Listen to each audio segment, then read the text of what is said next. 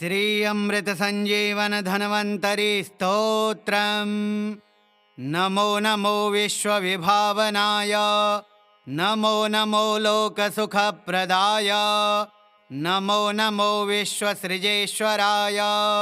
नमो नमो मुक्तिवरप्रदाय,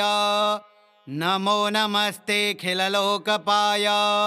नमो नमस्ते खिल कामदाय, नमो नमस्ते खिल कारणाय, नमो नमस्ते खिल रक्षकाय,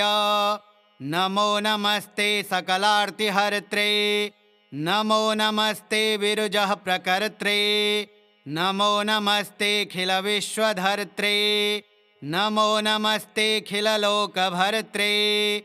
सृष्टं देवचराचरं जगदिदं ब्रह्मस्वरूपेण ते, सर्वं तत्परिपाल्यते जगदिदं विष्णुस्वरूपेण ते, विश्वं संह्रियते तदेव निखिलं रुद्रस्वरूपेण ते, संसिच्यामृतशेखरैर्हरमः हृष्टं चिरं जीवय, यो धन्वन्तरि संज्ञया निगदितः क्षीराब्धितो निःसृतो, हस्ताभ्यां जनजीवनाय कलशं पीयूषपूर्णं दधात्, आयुर्वेदमरीरचञ्जनरुचां नाशाय सत्वं मुदा, संसिच्यामृतशेखरैर्हरमः हृष्टं चिरं जीवय, स्त्रीरूपं वरभूषणाम्बरधरं त्रैलोक्यसम्मोहनं, कृत्वा पाययते स्म यः सुरगणान् पीयूषमत्युत्तमम्, चक्रे दैत्यगणान् सुधाविरहितान् सम्मोह्य स्वतं मुदा, संसिच्यामृतशेखरैर्हरमः हृष्टं चिरं जीवय, चाक्षुषो दधि सम्प्लाव भूवेदपझशाकृते, सिञ्च सिञ्चामृतकणैः चिरं जीवय जीवय, पृष्ठमन्दरनिर्घूर्णा निद्राक्षकमठाकृते, सिञ्च सिञ्चामृतकणैः चिरं जीवय जीवय, धरोद्धार हिरण्याक्ष घातक्रोडाकृते प्रभो, सिञ्च सिञ्चामृतकणैः चिरं जीवय जीवय, भक्तत्रासविनाशात्त चण्डत्वनृहरे विभो, सिञ्च सिञ्चामृतकणैः चिरं जीवय जीवय, याञ्चाच्छलबलित्रास मुक्तनिर्जरवामना, सिञ्च सिञ्चामृतकणैः चिरं जीवय जीवय, क्षत्रियारण्यसञ्छेद कुठारकररैणुका, सिञ्च सिञ्चामृतकणैः चिरं जीवय जीवय, रक्षो राजप्रतापाब्धे शोषणाशुगराघवा, सिञ्च सिञ्चामृतकणैः चिरं जीवय जीवय, भूभरासुरसन्दोह कालाग्नेरुक्मिणीपते, सिञ्च सिञ्चामृतकणैः चिरं जीवय जीवय, वेदमार्गरता नरः विभ्रान्त्यै बुद्धरूपधृक्, सिञ्च सिञ्चामृतकणैः चिरं जीवय जीवय, कलिवर्णाश्रमा स्पष्ट धर्मध्यर्यैकल्किरूपभाक्, सिञ्च सिञ्चामृतकणैः चिरं जीवय जीवय, असाध्याः कष्टसाध्याये महारोगा भयङ्कराः, छिन्धितानाशु चक्रेण चिरं जीवय जीवय, अल्पमृत्युं चापमृत्युं महोत्पातानुपद्रवान्, भिन्धि भिन्धि गदाघातैः चिरं जीवय जीवय, अहं न जाने किमपि त्वदन्यत्, समाश्रयेनाथ पदाम्बुजं ते, कुरुष्व तद्यन्मनसीप्सितं ते, सुकर्मणा केन समक्षमीयां, त्वमेव तातो जननी त्वमेव, त्वमेव नाथश्च त्वमेव बन्धुः, विद्याहीनागारकुलं त्वमेव, त्वमेव सर्वं मम देवदेव, न मे पराधं प्रविलोकय प्रभो, पराधसिन्धोश्च दयानिधिस्त्वं, तातेन दुष्टोऽपि सुतः सुरक्षते, दयालुता ते वतु सर्वदास्मान् अहः विस्मरनाथ नमां सदा करुणया निजया परिपूरितः भूय भवान्यदि मे नहि रक्षकः कथमहो मम जीवनमत्र वै दह दह कृपया त्वं व्याधिजालं विशालं हर हर करवालं चाल्पमृत्युः करालं निजजन परिपालं त्वां भजे भावयालं कुरु कुरु बहुकालं जीवितं मे सदालं क्लीं श्रीं क्लीं श्रीं नमो भगवते जनार्दनाय सकलदुरितानि नाशय नाशय श्रम आरोग्यं कुरु कुरु ह्रीं दीर्घमायुर्देहि स्वाहा अस्य धारणतो जापात् अल्पमृत्युः प्रशाम्यते गर्भरक्षाकरं स्त्रीणां बालानां जीवनं परं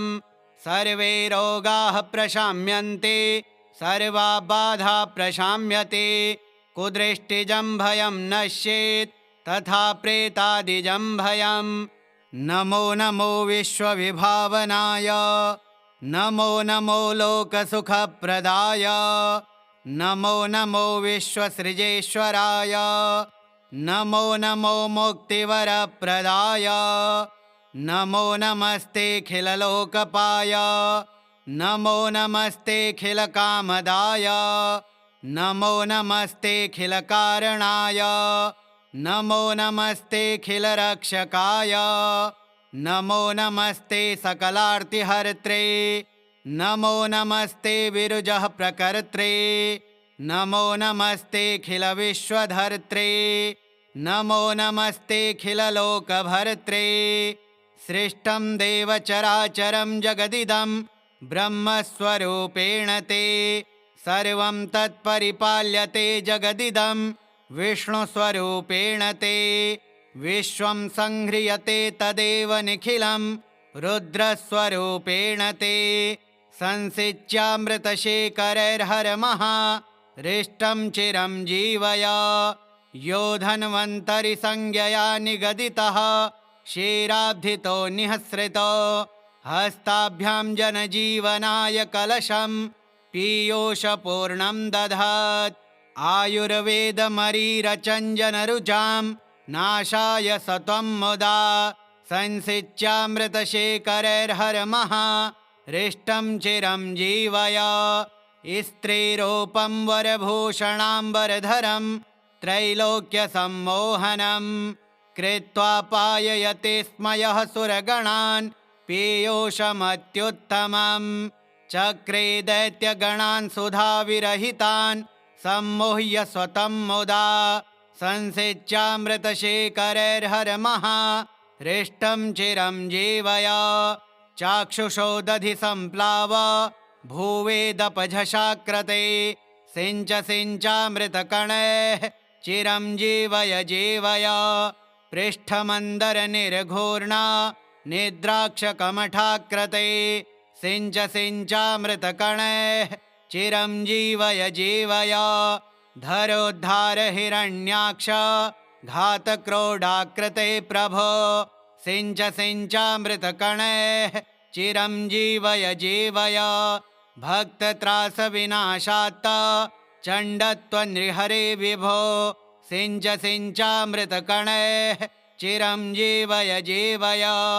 याञ्चाच्छलबलित्रास मुक्तनिर्जरवामना सिञ्च सिञ्चामृतकणैः चिरं जीवय जीवय क्षत्रियारण्यसञ्छेद कुठारकररैणुका सिञ्च सिञ्चामृतकणैः चिरं जीवय जीवय रक्षो राजप्रतापाब्धे शोषणाशुगराघव सिञ्च सिञ्चामृतकणैः चिरं जीवय जीवय भूभरासुरसन्दोह कालाग्नेरुक्मिणीपते सिञ्च सिञ्चामृतकणैः चिरं जीवय जीवय वेदमार्गरता नरः विभ्रान्त्यै बुद्धरूपधृक् सिञ्च सिञ्चामृतकणैः चिरं जीवय जीवय कलिवर्णाश्रमा स्पष्ट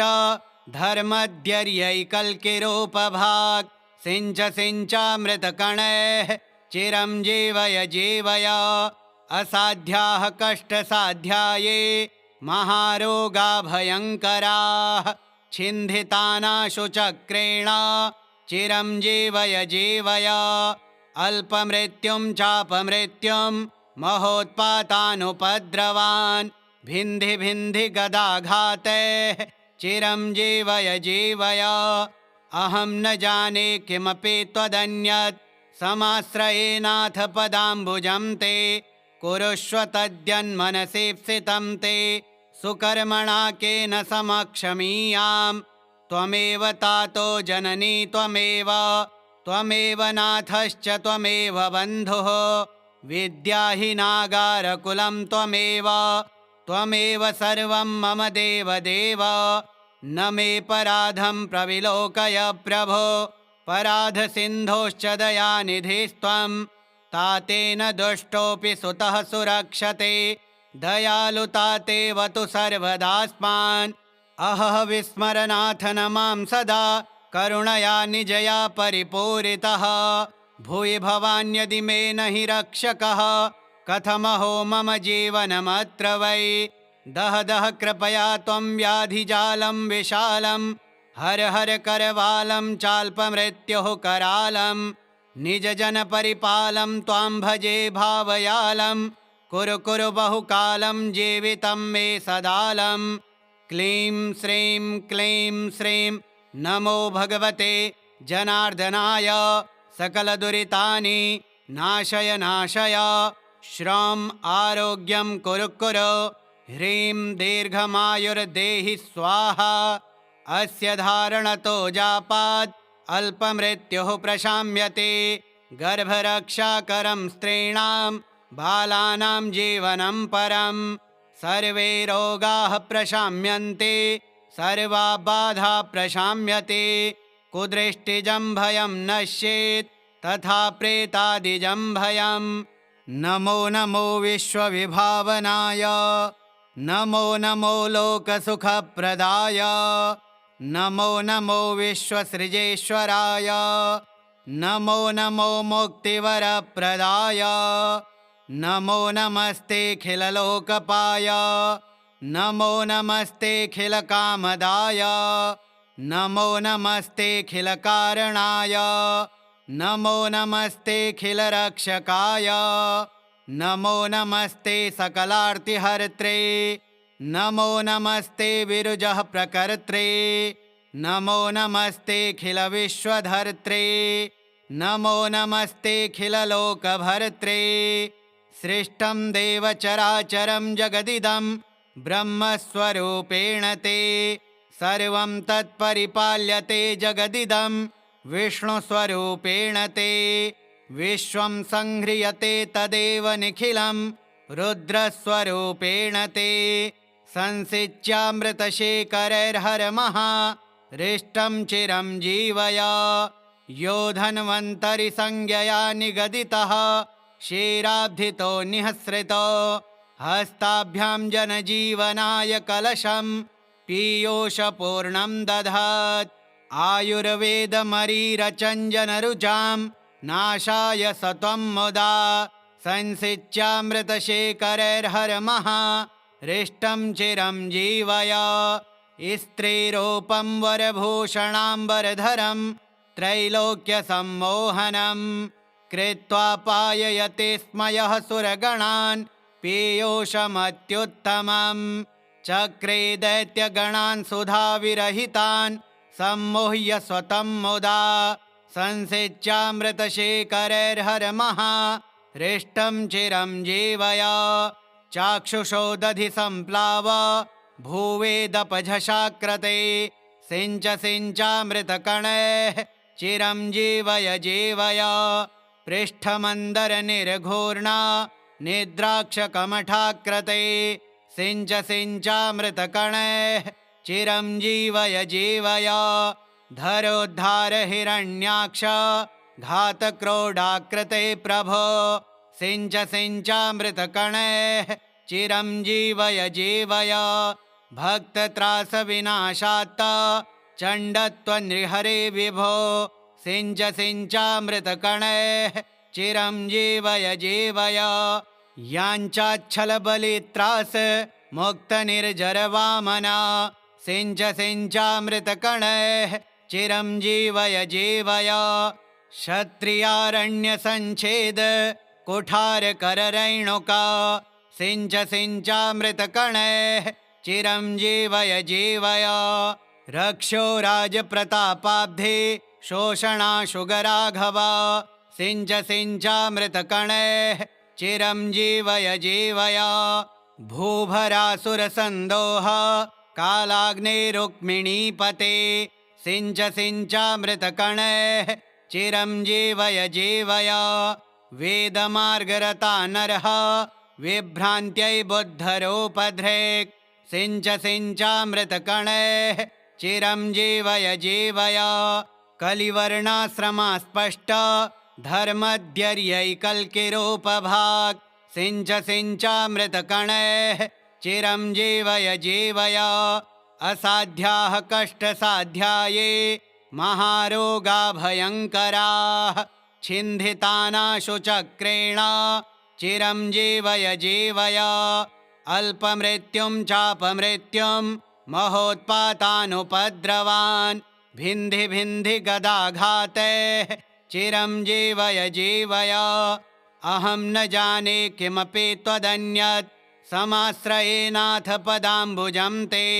कुरुष्व तद्यन्मनसीप्सितं ते सुकर्मणा केन समक्षमीयाम् त्वमेव तातो जननी त्वमेव नाथश्च त्वमेव बन्धुः विद्याहीनागारकुलं त्वमेव सर्वं मम देवदेव न मे पराधं प्रविलोकय प्रभो पराधसिन्धोश्च दयानिधिस्त्वं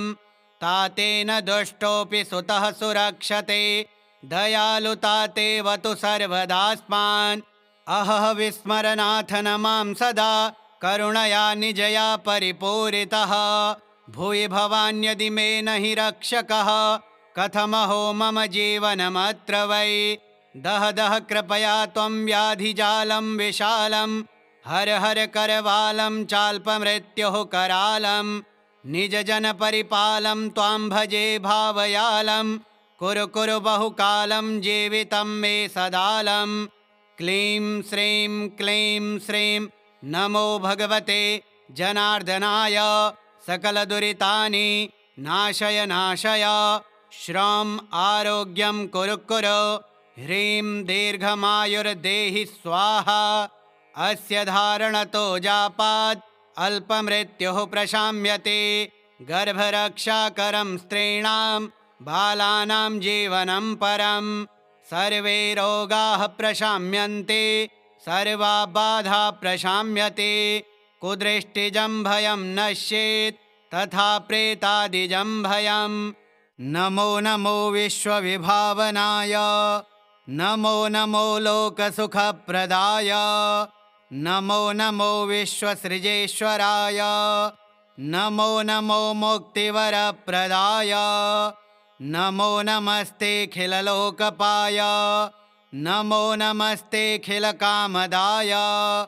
नमो नमस्तेऽखिलकारणाय नमो नमस्तेऽखिलरक्षकाय नमो नमस्ते सकलार्तिहर्त्रे नमो नमस्ते विरुजः प्रकर्त्रे नमो नमस्तेऽखिलविश्वधर्त्रे नमो नमस्तेऽखिललोकभर्त्रे सृष्टं देवचराचरं जगदिदं ब्रह्मस्वरूपेण ते सर्वं तत्परिपाल्यते जगदिदं विष्णुस्वरूपेण ते विश्वं संह्रियते तदेव निखिलं रुद्रस्वरूपेण ते संसिच्यामृतशेखरैर्हरमः रिष्टं चिरं जीवय यो धन्वन्तरि संज्ञया निगदितः क्षीराब्धितो निःसृतो हस्ताभ्यां जनजीवनाय कलशं पीयूषपूर्णं दधात् आयुर्वेदमरीरचञ्जनरुचां नाशाय सत्वं मुदा संसिच्यामृतशेखरैर्हरमः रिष्टं चिरं जीवय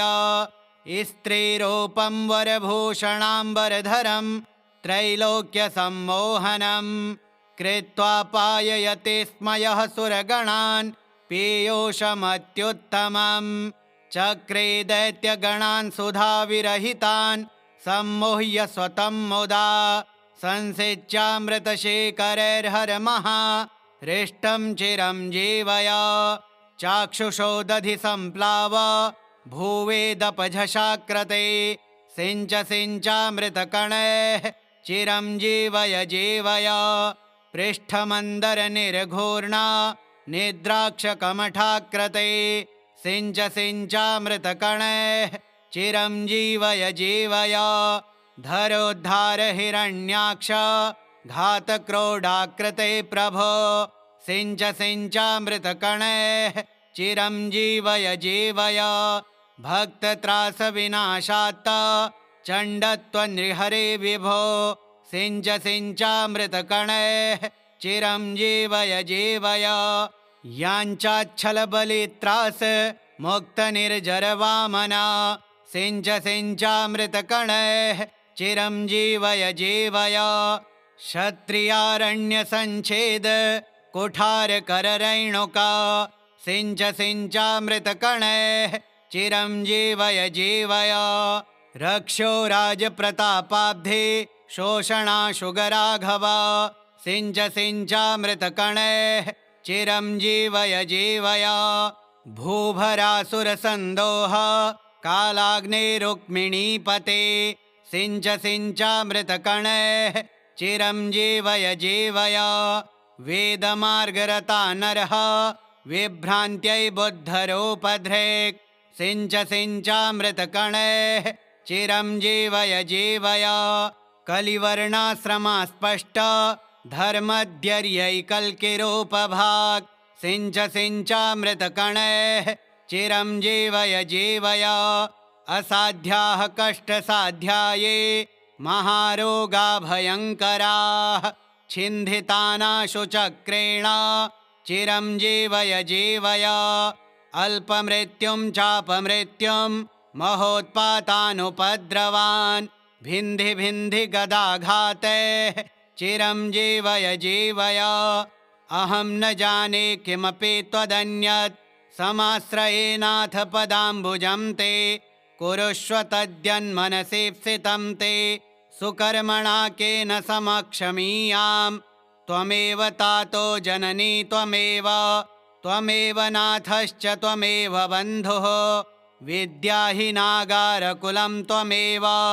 त्वमेव सर्वं मम देवदेव न मे पराधं प्रविलोकय प्रभो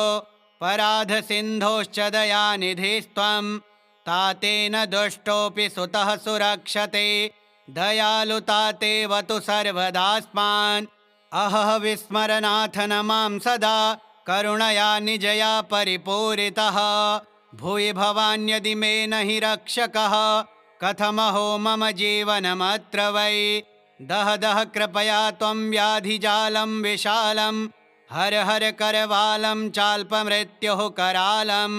निजजनपरिपालं त्वां भजे भावयालं कुरु कुरु बहुकालं जीवितं मे सदालं क्लीं श्रीं नमो भगवते जनार्दनाय सकलदुरितानि नाशय नाशय श्रौं आरोग्यं कुरु कुरु ह्रीं दीर्घमायुर्देहि स्वाहा अस्य धारणतो जापात् अल्पमृत्युः प्रशाम्यते गर्भरक्षाकरं स्त्रीणां बालानां जीवनं परं सर्वे रोगाः प्रशाम्यन्ते सर्वा बाधा प्रशाम्यते कुदृष्टिजं भयं नश्येत् तथा प्रेतादिजं भयं नमो नमो विश्वविभावनाय नमो नमो लोकसुखप्रदाय नमो नमो विश्वसृजेश्वराय नमो नमो मुक्तिवरप्रदाय नमो नमस्तेऽखिललोकपाय नमो नमस्तेऽखिलकामदाय नमो नमस्तेऽखिलकारणाय नमो नमस्तेऽखिलरक्षकाय नमो नमस्ते सकलार्तिहर्त्रे नमो नमस्ते विरुजः प्रकर्त्रे नमो नमस्तेऽखिलविश्वधर्त्रे नमो नमस्तेऽखिललोकभर्त्रे सृष्टं देवचराचरं जगदिदं ब्रह्मस्वरूपेण ते सर्वं तत्परिपाल्यते जगदिदं विष्णुस्वरूपेण ते विश्वं संह्रियते तदेव निखिलं रुद्रस्वरूपेण ते संसिच्यामृतशेखरैर्हरमः हृष्टं चिरं जीवय यो धन्वन्तरि संज्ञया निगदितः क्षीराब्धितो निःसृतो हस्ताभ्यां जनजीवनाय कलशं पीयूषपूर्णं दधात् आयुर्वेदमरीरचञ्जनरुचां नाशाय सत्वं मुदा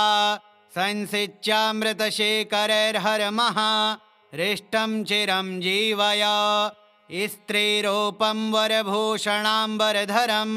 त्रैलोक्यसम्मोहनं कृत्वा पाययते स्म यः सुरगणान् पीयूषमत्युत्तमं चक्रे दैत्यगणान् सुधाविरहितान् सम्मोह्य स्वतं मुदा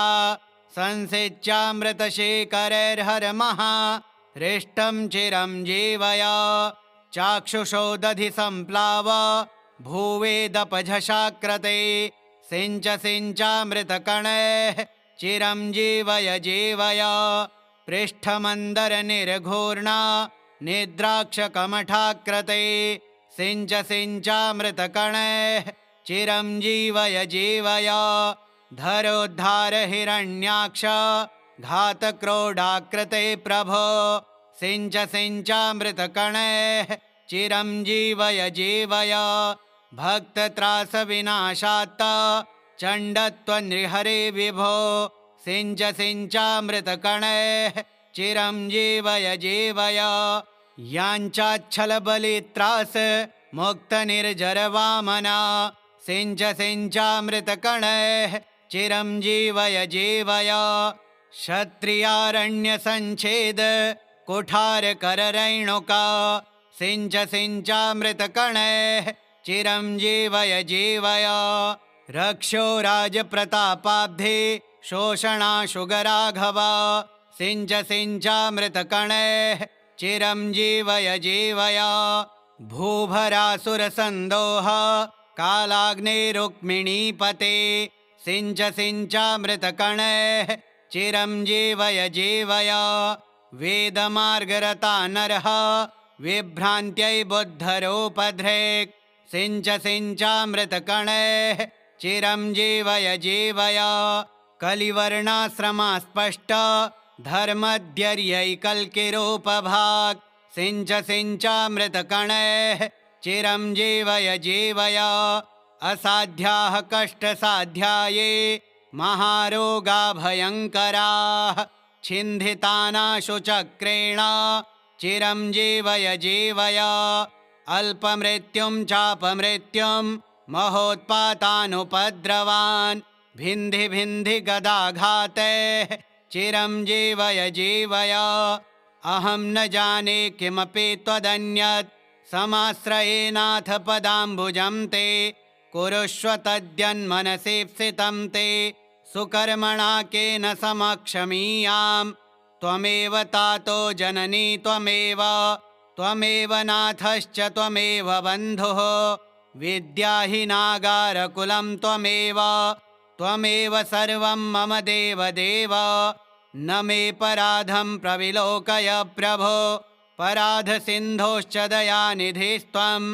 तातेन दुष्टोऽपि सुतः सुरक्षते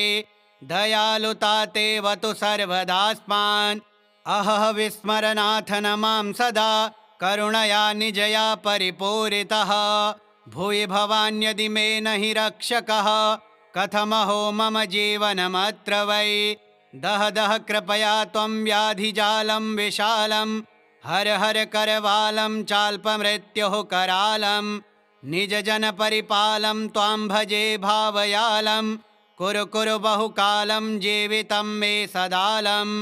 क्लीं श्रीं नमो भगवते जनार्दनाय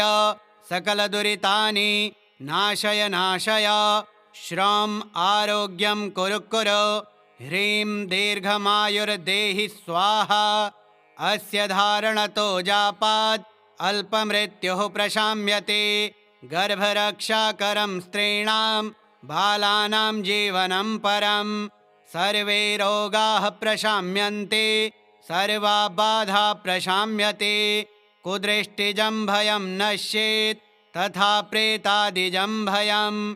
श्रीसुदर्शनसंहितोक्तम् अमृतसञ्जीवन धन्वन्तरि स्तोत्रम् श्रीधन्वन्तरि देवार्पणमस्तु।